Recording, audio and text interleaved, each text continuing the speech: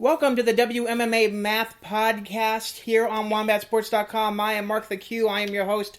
I'm very privileged to have an undefeated bantamweight pro fighter out of Knoxville, Tennessee. She has done a lot in terms of her extracurricular activities, in terms of business as well. I'm really excited to have Shamir Peshewa with us right now. How are you doing, Shamir? I'm good. Thank you for having me. No problem at all. I mean, it's been quite crazy. I just did your show, which is, I believe, the initial episode,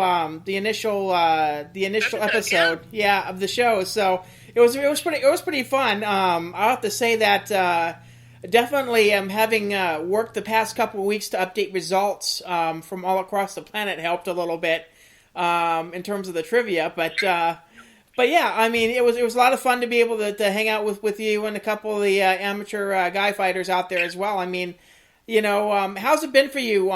These past couple of weeks. It's been pretty good. I'm definitely nervous about some things that have happened, just like everyone else. I'm in the same boat. And I just opened my business, so I've had Marvel My Fitness, which is a personal training, like a group personal training studio. So it's not like a big box gym, and it's not like someone's home garage. So we're a fully equipped gym, but we only do small group training. So you're never in a room with 50 people. So we kind of go on a smaller scale anyway, to provide a better atmosphere for our clients and provide better instruction, because it's just me and a few other trainers. So we opened into a building. We got our own building. I actually went into business with one of my clients, and we got our own building, and we launched in a big company, as well as the promotion stuff that I was doing. So we just grand opened March, like the very beginning of March. So it's kind of crazy timing in regards to that. So there's definitely some uncertainty with those kind of things, I think, across our entire world. So that's, of course, my little piece of what's going on in the last little bit with COVID-19 and having a small business, I did put my fighting career on hold to open the business. I kind of had to walk away from that entire thing to really make this work and dedicate all the time that it deserved to blossom, So it's been kind of bitter in that. I did have a couple of really good fight offers in the time off, and I just explained to people, like, look, taking some time off, I'm going to train, I'm going to train somewhere else. I'm going to do some other things. I'm going to start my own business. So there was a lot that was going to happen transitionally. I can't wait to fight again. I can't tell you that's, especially right now, that's all you think about is just being able to fight, because you can't train. I'm fortunate enough to have my own gym that I can go to and train by myself, or work out at home, or do whatever I can to kind of stay active. But a lot of people are not that fortunate, and I know it sucks. I know it sucks to not be able to get your outlet, your fitness outlet. So I know that's rough for a lot of people. What's been kind of crazy out here is that they've closed up a lot of the hiking trails, which is kind of I don't like. Quite a few of the fighters out here in Vegas actually, go up to Red Rocks and do their running and hiking there and get some exercise up there as well. There are a couple, I guess, secret spots that I know a couple fighters out here actually use that aren't closed. But yeah, it's kind of crazy to say the least. To try to get at least a healthy amount of exercise. In a small cramped space isn't always convenient. Although I know a lot of fighters are trying right now too. So, I'm hopefully this thing won't be too much effective over the next couple of months. It'll be a while before I think people will start having cards again. Even though the UFC's trying and even more trying to get this next card done, but it's going to be hard to see. I mean, I'm kind of monitoring the situation over at the Nevada State Athletic Commission. They were supposed to be meeting this past week to kind of assess the situation, but they decided to postpone that. So we here in Vegas don't even know when the next possible card is going to be, or if there's going to be a card period. So it'll be interesting to kind of see how everything kind of flies out as well. I mean, it's kind of crazy just to think, Knoxville and the Tennessee area. I mean, just the Tennessee area itself has had a growing scene of female fighters. I mean, I've been, like I said, I've been kind of rallying some stats over the past couple of weeks, just to kind of catch up from 2019. But it's crazy that Valor, I think, runs out there, and there's quite a few other promotions that were out there as well. And just to see the opportunity of some of these amateur and pro fighters out there as well. I mean, how do you see the scene out there yourself? I mean, it seems like it's a growing scene out there. It's definitely a growing scene. There's a lot of people that want to do MMA here. There's a lot of people who enjoy watching fights. I think it goes kind of hand in hand with a lot of the culture that's already established. So if you like football and beer and you're like a family person and kind of outdoorsy, or at least don't mind the outdoors, then you probably would watch MMA. So I think it kind of just has like a correlation of being one of those places that are primed for it, just as like a advertising, or marketing. I think Knoxville's primed for it because there's so many people who would be the demographic here, among a lot of different levels. And plus the college doesn't hurt, having the campus doesn't hurt. They'll always go watch fights, college age people will always go. So I think promotions will do well in Knoxville or around the area, in the South at all. I mean, it's kind of like the same culture throughout, I'm kind of interested because, really, to tell you the truth, King University is out there, and they have probably one of the most dominant female wrestling teams out there in terms of the collegiate division. So I'm interested to see if some of those gals don't start going and making the transition over to MMA. I know Julia Slaughter's going to, but I think she actually now. I mean, she coaches over at King's, but she actually is basing her training camp out of Michigan. So I'm interested to see how kind of things kind of progress in the coming years, since a lot more, and we're getting a lot more wrestlers kind of making their way through the system.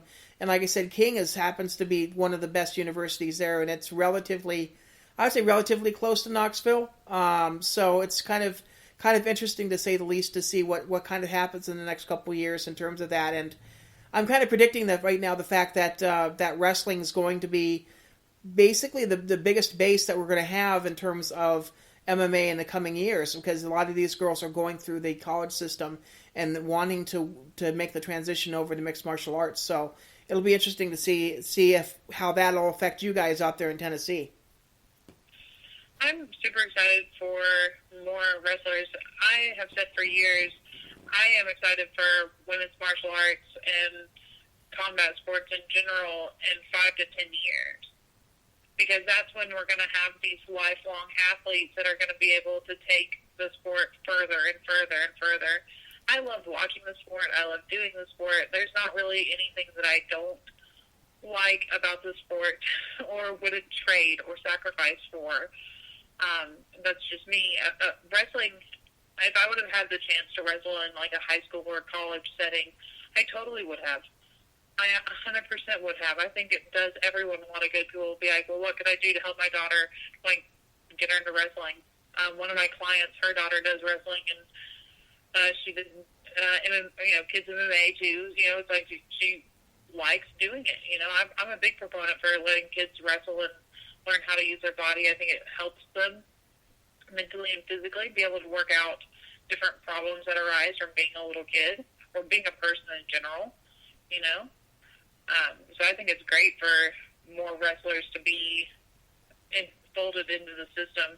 We need those Holly Holmes, those Ronda Rouseys, those lifelong people who have done these sports since they were 3 or 4 years old. And I'm not saying you can't be good at the sport if you haven't. I'm just saying it brings another level. Yeah, I mean, it's great. I mean, I have a documentary that right now I'm kind of debating right now. I'm probably going to be putting it out within the next couple of weeks because I figure this is a good time because people are going to be stuck at home. But I do have Girls Grappling and Grit, my documentary about the progression of women's wrestling from the collegiate level all the way down to the to like the middle school level in the levels there. I got to do a couple of quick edits on it, but as soon as that's done, I'm thinking about just posting it up. And I learned a lot about the idea of for a while there. I mean, it was a situation where these girls were having to be on boys teams, and then now suddenly with the advent of gals like Ronda Rousey and Misha Tate and a bunch of these gals that were in the mixed martial arts realm, these girls are thinking forward that we want a base system in order to start doing this, and they're really getting a lot out of it. These girls are really starting to get leadership skills. They're really there to hold their own basically in terms of how to handle themselves. So it's great to be able to see that as well. So yeah, it's going to be kind of interesting. Hopefully, I'll hopefully have that out within the next couple weeks or so. Somewhere for people to watch. I'm kind of just like I said, I have to do some edits on there as well. One of my many projects that I'm catching up during this crisis right now. So things are kind of crazy as well.